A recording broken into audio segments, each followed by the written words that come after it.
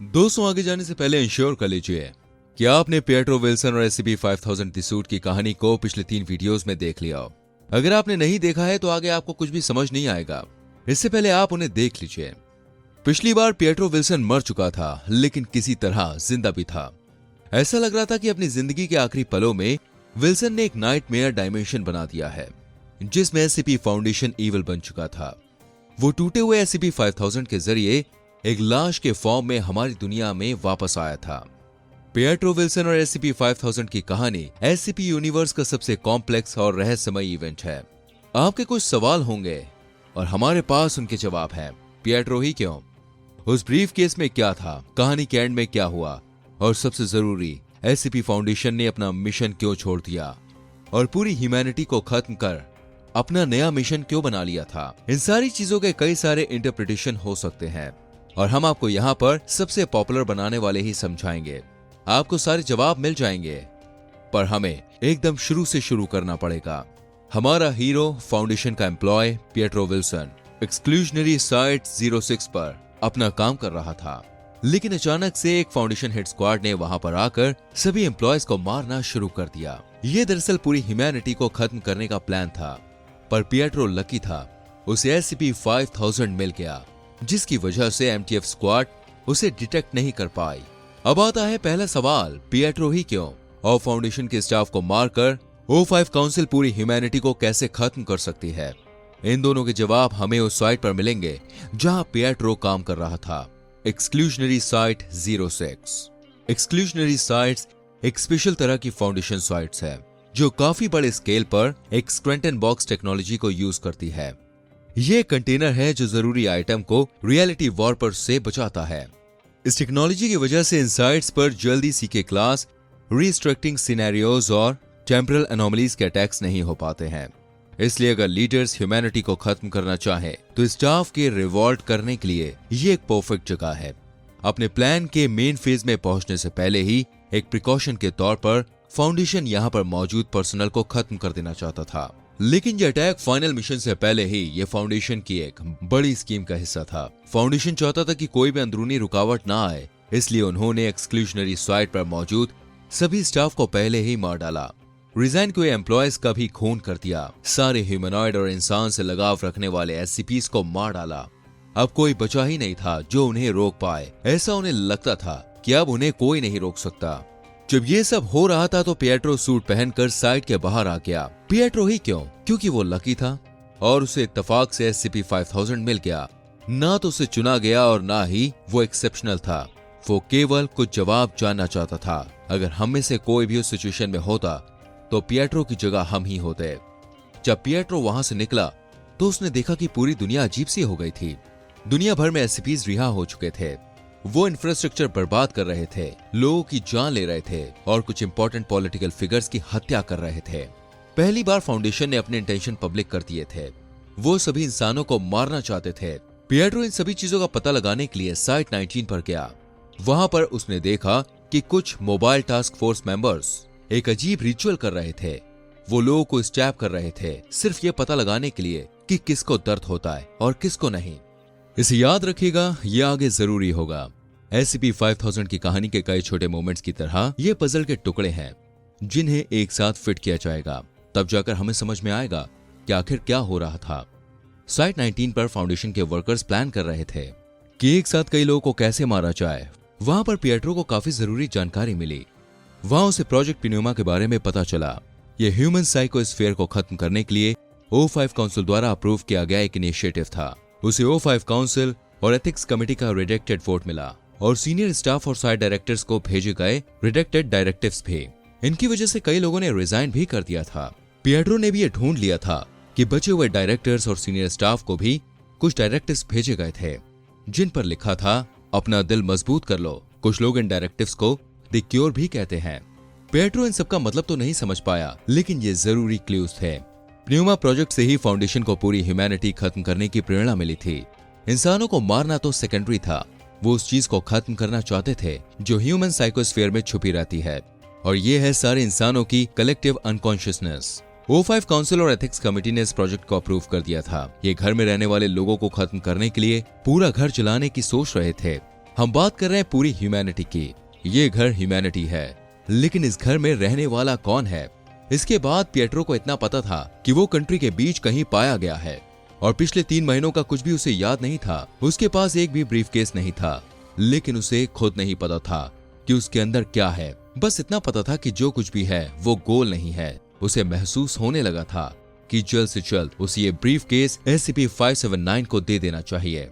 उसे खुद इन सब की वजह समझ नहीं आ रही थी, लेकिन उसे लग रहा था कि ये सब करके उसे कम से कम कुछ जवाब मिल जाएंगे।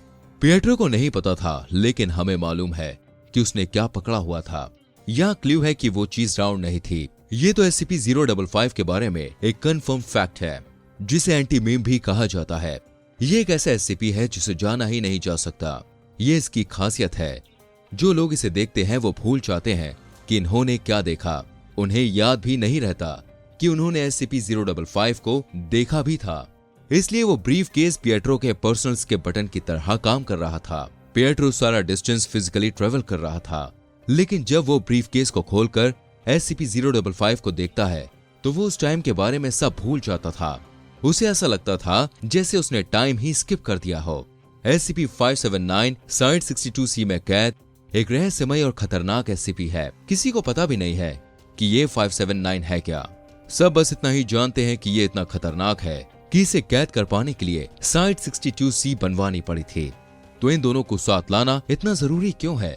ये सब और पिएट्रो के लास्ट मिशन की इंपॉर्टेंस हमें जल्द ही पता चलने वाली है। पिएट्रो ने ब्रीफकेस के साथ अपनी जर्नी जारी रखी। रास्ते में उसने कई और हॉरर्स और डेथ्स देखी। उसे ग्लोबल अकल्ट कोलिशन के कुछ सोल्जर्स का एक ग्रुप मिला जो सैमुअल रॉस नाम के एक कैद फाउंडेशन स्टाफ के बारे में डिस्कस कर रहा था। तब जाकर उसे कुछ राहत मिली। रॉस की स्पीच के 2 कोट्स काफी इंटरेस्टिंग थे। पहला ये था, जो करना है करो। जब तुम्हें यह समझ आ जाएगा कि दर्द महसूस करना ही नहीं है, फिर तुम्हें किसी भी चीज का डर नहीं लगेगा। दूसरा ये था, देखो तुमने खुद के साथ क्या किया। मैंने तुमसे कहा था तुम्हें यह पसंद नहीं आएगा, लेकिन तुम जाना ही नहीं चाहते थे। तुम लोग मुझे पसंद थे, इसलिए मैं अच्छा बर्ताव कर रहा था। हम लोग तुम्हारे साथ कितने काइंड हैं। हम उजाले में लड़ते हैं ताकि तुम अंधेरों में मर सको। डिस्कस्टिंग। क्या आपको ऐसा लग रहा है कि आपने एक कोट सुने हैं? पहले वाले में पिएट्रो ने रिकॉल किया जिन FTF मेंबर्स को स्टैब किया जा रहा था उन्हें दर्द नहीं महसूस हो रहा था। दूसरे में डिस्कस्टिंग शब्द यूज किया गया। ये तो SCP-682 यूज करता है। अब हम वापस आते हैं द क्योर पर। ये O5 काउंसिल का वही डॉक्यूमेंट था जो लोगों को अपने दिल मजबूत कर लेने की हिदायत दे रहा था। फाउंडेशन ने ह्यूमन साइकोस्फीयर में जो भी डिस्कवर किया था वही सारे दर्द की वजह था। डिस्कवर करने के बाद उन्होंने खुद को दर्द से बचाने और बाहर आने के लिए ट्रेन कर दिया था। SCP-682 ये वो जीव है जिसे जिंदगी से नफरत है। ऐसा माना जाता है कि फाउंडेशन ने प्रोजेक्ट प्न्यूमा के जरिए जो भी डिस्कवर किया था वो सब SCP को पहले से ही पता था। ये बात O5 और तिजानी फाउंडेशन एथिक्स कमेटी के हेड के बीच हुए डॉक्यूमेंटेड एक्सचेंज में कंफर्म हुई है। अपने कॉन्वर्सेशन में उन्होंने द क्योर के एग्जिस्टेंस को कंफर्म किया है। इसकी वजह से हत्याकांड के पहले ही पर्सनल को दर्द, एम्पैथी सब महसूस होना बंद हो गया था। उन्होंने कुछ और भी ढूंढा था जिसे इट कहा जाता था। इट ही वो वजह थी जिसकी वजह से फाउंडेशन कमांड ने पूरी ह्यूमैनिटी को खत्म करने का डिसीजन लिया था।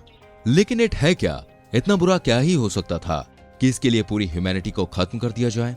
सबसे सरप्राइजिंग तो ये है कि पिएट्रो इस जीव के फिजिकल मैनिफेस्टेशन में जा पहुंचा था, क्योंकि ये मैंटिस आर्म्ड ब्लिंकर्स के अटैक से बच गया था।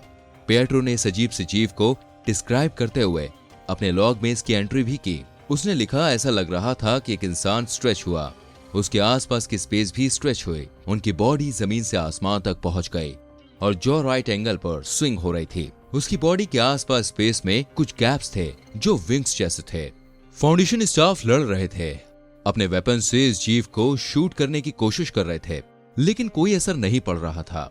ये जीव ये ह्यूमन साइकोस्फीयर में रहता है, मतलब ये हर इंसान के दिमाग में रहता है और सबको किसी न किसी तरह से मैनिपुलेट करता रहता है। ये क्या कर सकता है? ये क्या चाहता है? लगता है ये तो सिर्फ O5 काउंसिल और फाउंडेशन एथिक्स कमेटी को ही पता है। खैर, उन्होंने जो भी देखा था उन्हें लगता था कि उसे रोकने के लिए पूरी ह्यूमैनिटी को ही खत्म कर देना चाहिए, जैसे कि एथिक्स कमेटी ने इंडिकेट किया था। ओमनीसाइड एक एथिकल चॉइस थी, शायद ये इट का ही असर था। अपनी जान जोखिम में डालकर भी पिएट्रो SCP-055 वाला ब्रीफकेस SCP-579 को देना चाहता था। अब हम अपने आखिरी सवालों पर आते हैं। SCP-055 को SCP-579 से मिलाना इतना जरूरी क्यों था?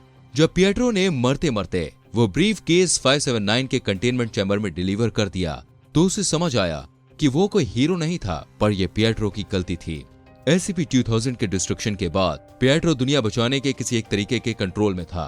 055 और 579 के anomalous effects he XK class end of the world scenario को रोकने के लिए फाउंडेशन के आखिरी ट्रम्प्स कार्ड्स हैं, जैसा कि रॉजर्स प्रपोजल और SCP-2998 के आर्टिकल में लिखा है। अगर इस सिनेरियो में दोनों यूनाइट हो जाते हैं तो यूनिवर्स XK क्लास सिनेरियो के पहले वाले टाइम में पहुंच जाता है और ये रुक जाता है।